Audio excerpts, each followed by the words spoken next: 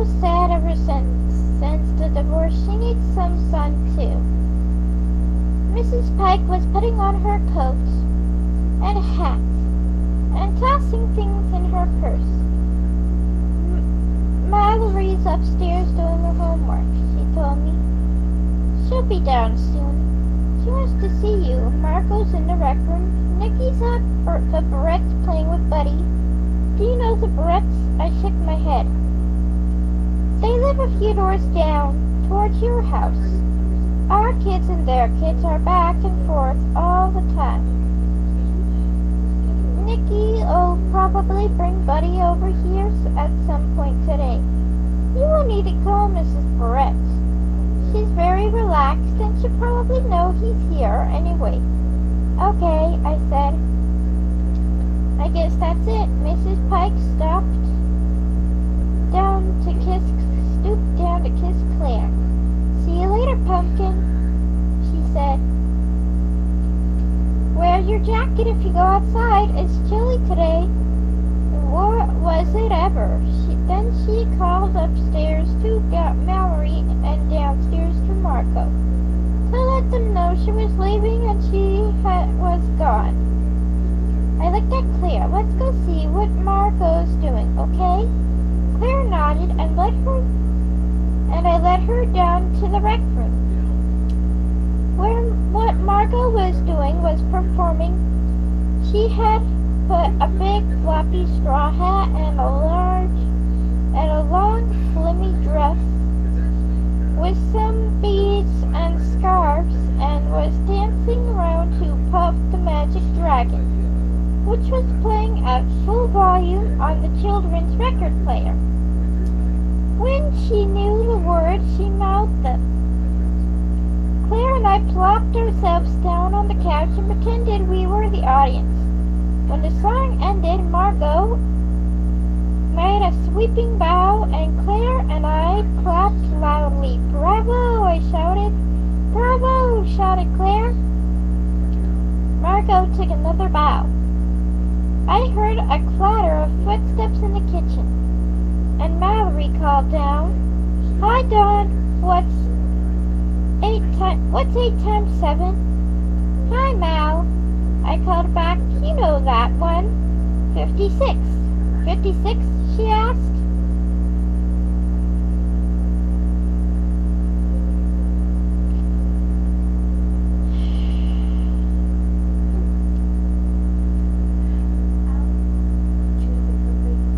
Right, I said. Thanks. She returned to her homework. Marco put Old MacDonald Had a Farm on the record player and began another performance. Claire joined in on the animal sounds. They were just finishing when I heard Mallory in the kitchen again. Homework's done, she announced. Can I have a snack, Dawn? Sure, I replied. Claire and Margot and I will have one too. The 4 of us sat around Pike's kitchen eating granola bars. So, Dawn, said Mallory, how's your new old house? Claire and Margot giggled. Mallory has christened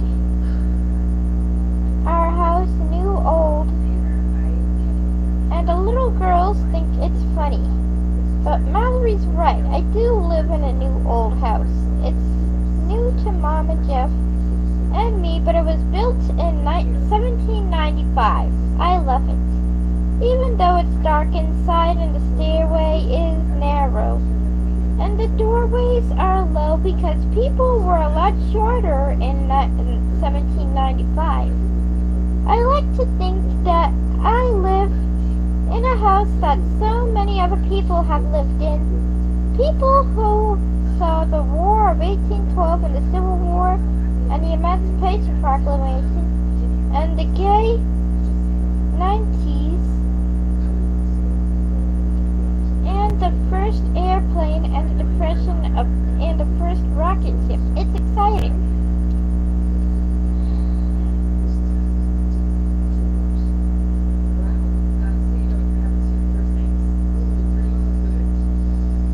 bet our house has a secret passageway somewhere.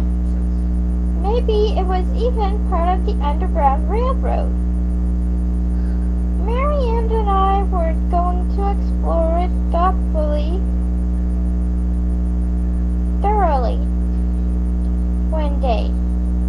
We'll tap on walls and press the wood paneling.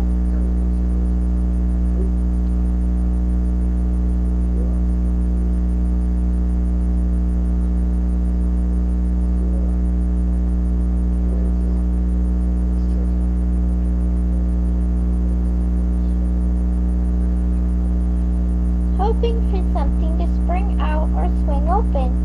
We plan to explore the attic too. Maybe we'll find an old diary or something.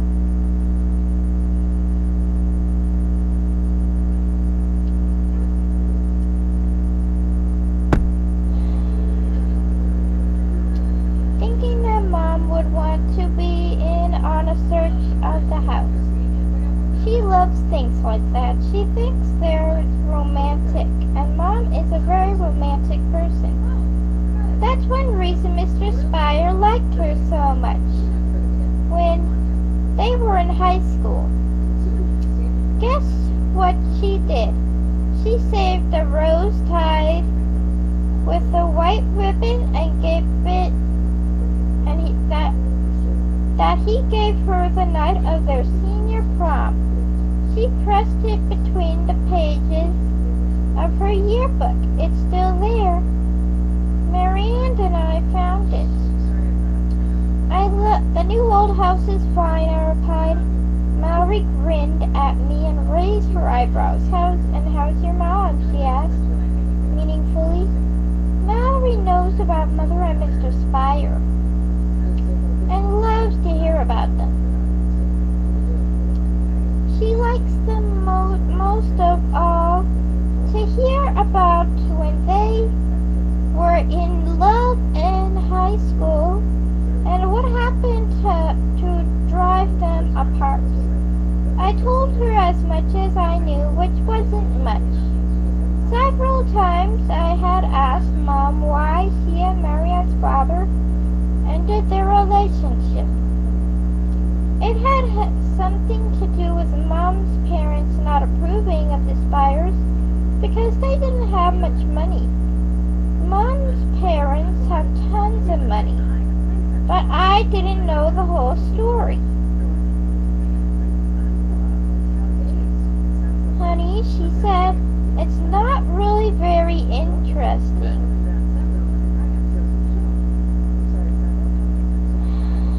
I think it is.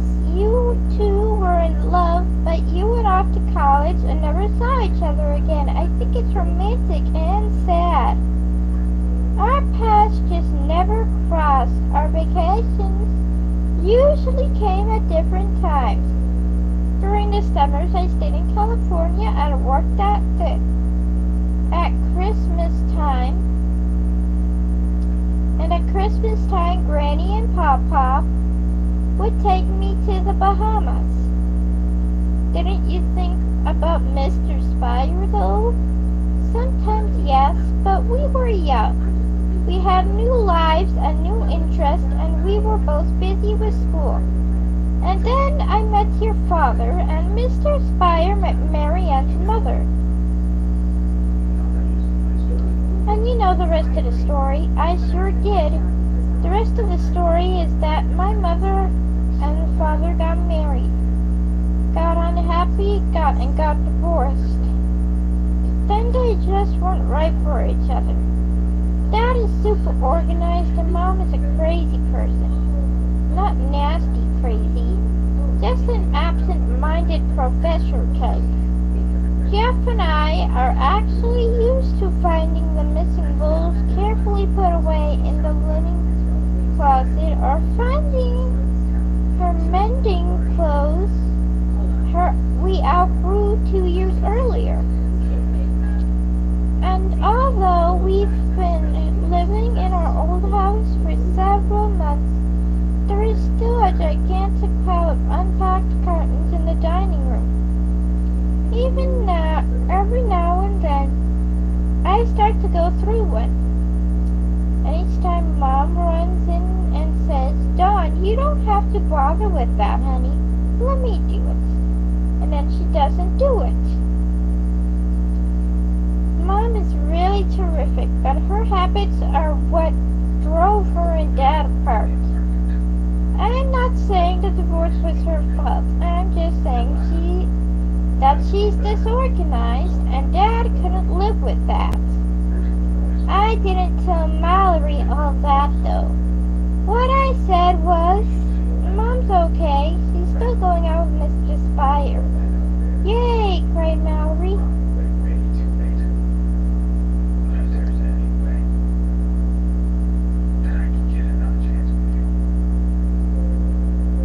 And she's starting to look for a job. She's always off on interviews.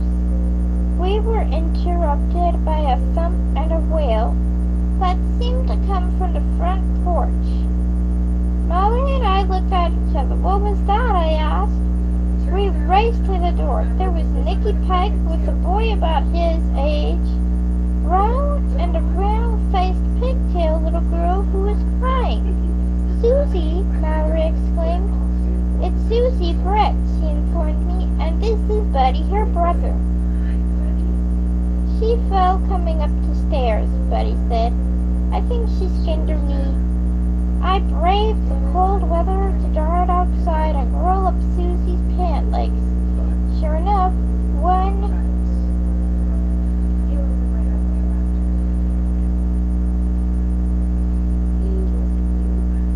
knee was bleeding, but it didn't look bad. I'm done, Susie, I told her. Why don't you come in and I'll wash your cut and find you a Band-Aid? Thanks, said Susie tearfully. We have Band-Aids with dinosaurs on them, Nicky said helpfully. We found one and I put it carefully over Susie's scrape. She liked it so much that she rolled up the leg of her pants and left it that way so everyone could see the Band-Aid.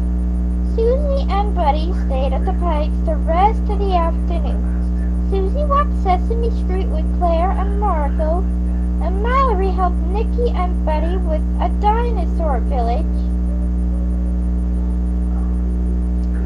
I never did figure out what that was. When Mrs. Pike got home, it was 5:15, and time to make tracks to the babysitters club meeting. I said goodbye to the children, got on my bike, and rode off in a hurry. I deciding to go to Mary Ann's house and pick her up beforehand. When I reached the Spires, I guided my bicycle into the driveway and pulled to a stop. When I was fiddling with the keg stand, Mary Ann brushed through the front door and dashed across the lawn.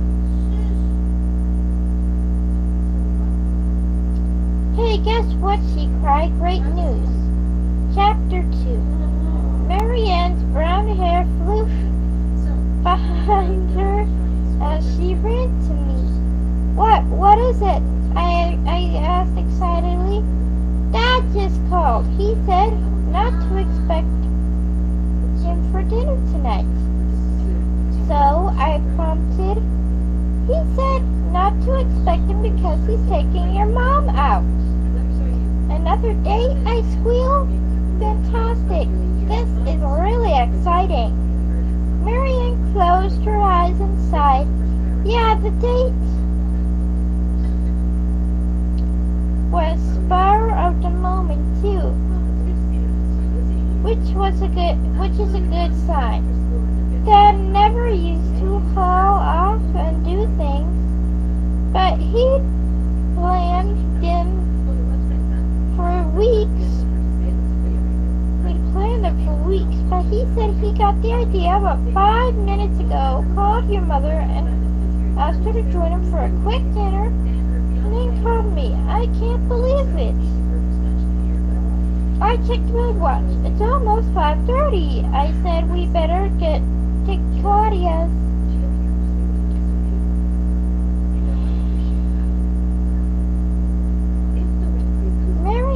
started across the street with me, but she didn't say anything, just sighed again. It was a sigh of pleasure.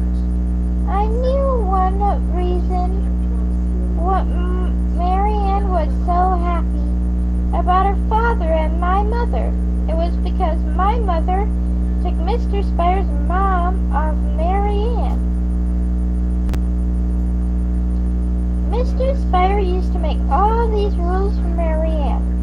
She had to fix her hair in braids and wear the clothes he bought her, and she couldn't talk on the phone after dinner.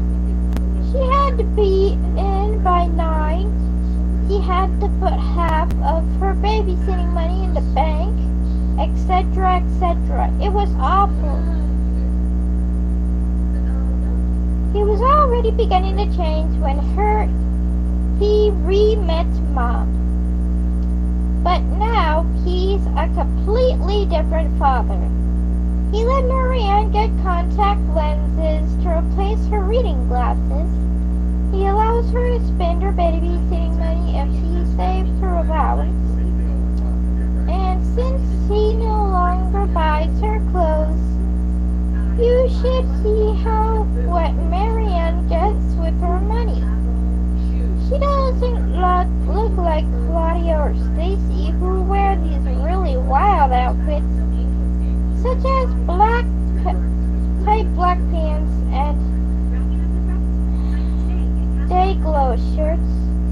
But, well, for instance, that very moment as we walked across the Kesey's lawn, Marianne had on her first sweatshirt and her first pair of jeans ever. She looked terrific. You know what I'm going to start doing? Marianne asked me with a giant grin. What? Redecorating my room. No, really? Really, I used to think that the only way I'd be able to redecorate was if my father lost his mind. I guess he did lose it over your mother.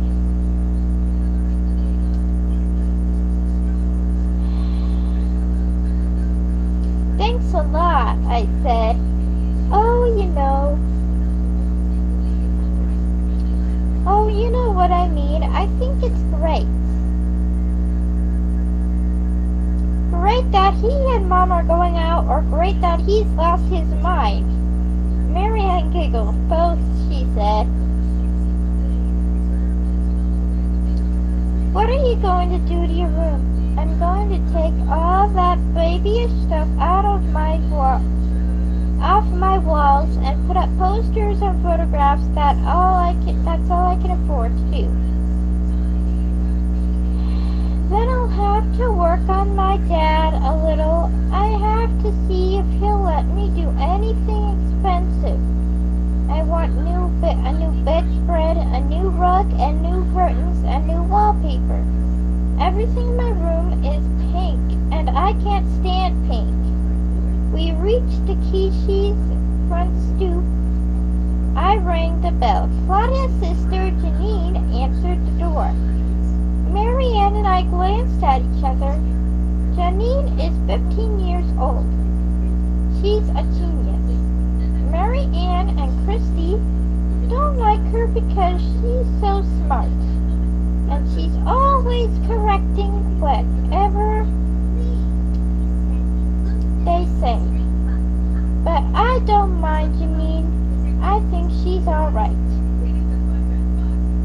You just have to know how to handle her. Hi, Janine, I said. Marianne hung back. She's shy around some people. Hi, Janine answered. I suppose you're here for a meeting of your club. Yep, I said. You know, Janine began the expression. Yep. Janine, I interrupted her. Did you notice Marianne's clothes? She has new jeans and a new sweatshirt. She bought them with her own money she earned babysitting.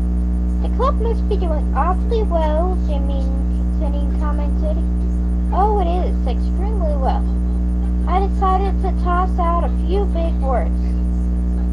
Thanks to the foresight of our president, it's both profitable and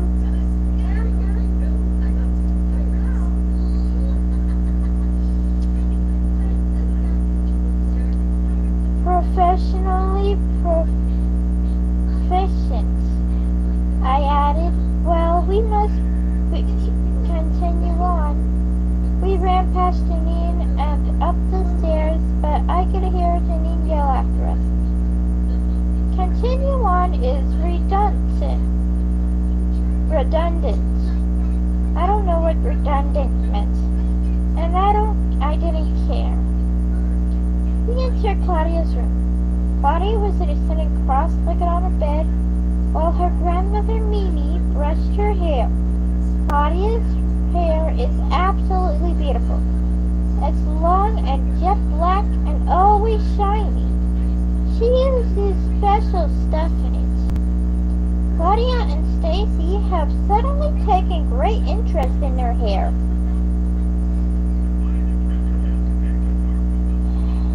One night a week, they muck it up with an egg rinse. On Wednesdays and Sundays, they squeeze lemon juice on it from real lemons. They keep telling me I should use eggs and lemons in my hair too. I have long hair, almost down to my bottom.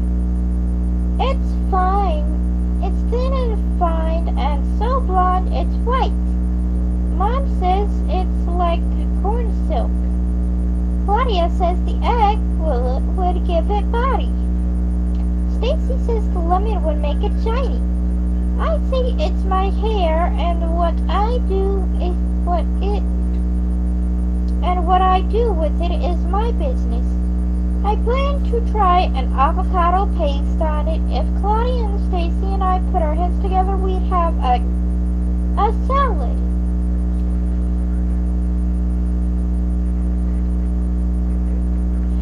Hello, girls, Mimi greeted in her usual Asian, in her gentle Asian accent. Is it time for your meeting? Yes, Marianne replied, leaning over to kiss Mimi on the cheek. She and Mimi are special friends. Well then, I'll leave you to your work. Mimi rose and left the room, just as Stacy thundered up the stairs. She followed as a few moments later by Christy. Hi, everybody, Christy called Christy. We're all here. Great, it's Tuesday. Did you guys bring your money? Did you bring the Treasury Secretary? Did you bring the Treasury, Stacy? Christy never wasted a second. She takes charge. She's a take-charge, rushing around kind of person. Sometimes she's bossy, but not too often. Mary Ann says she used to be a lot worse.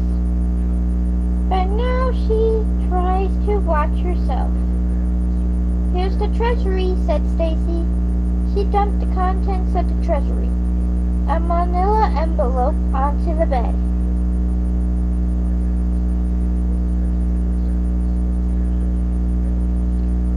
Several dollar bills and a whole mess of quarters fell out.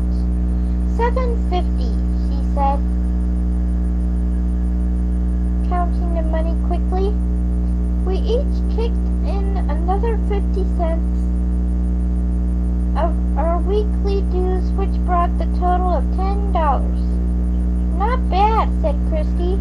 Maybe we should buy some stuff for the Kid Kits. Kid Kits are boxes that we babysitters sometimes bring along on jobs. Mostly they're filled with our old games and toys and picture books.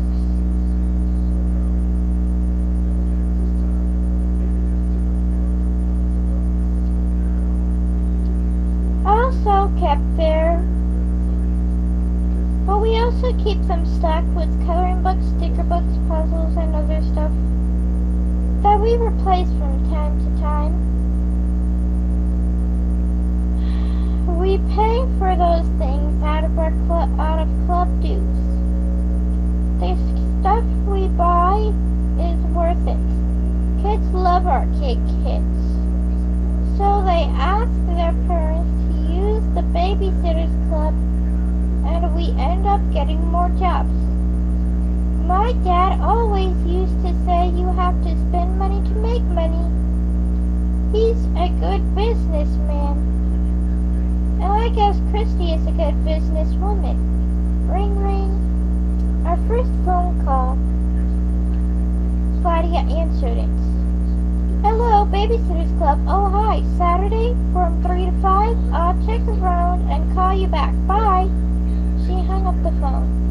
Marion had already opened the record book to the calendar section. This Saturday, she asked. Nope, the next one, replied Claudia. That was Mrs. Prezzo. She needs someone for Jenny for 2 hours that afternoon. Who's free then? The Babysitters Club. Rule calls for that. Come in during meetings. For calls that come in during meetings,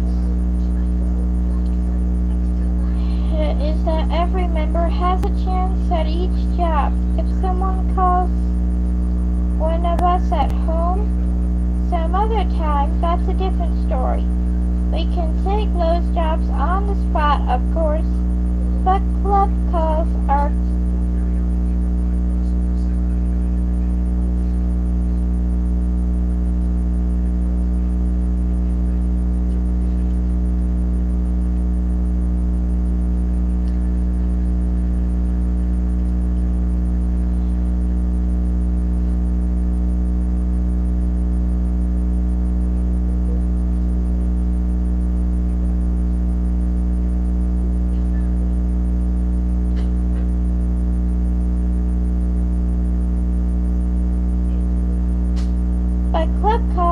for the group.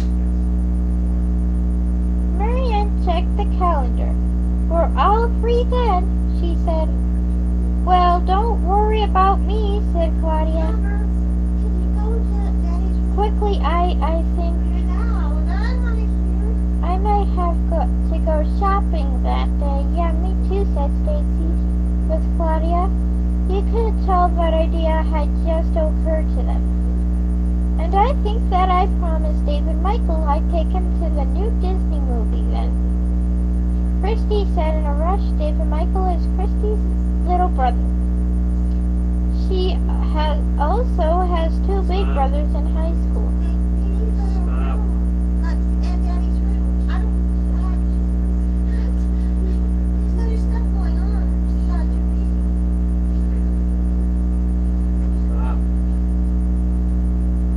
I could do what I want. You need to go into another room. I'm asking you, please go into the room where we are not present. He's never in here. Huh? I don't want to hear. I'm trying to watch something on TV. But you watch TV all day. I don't want to hear it. You're yelling it.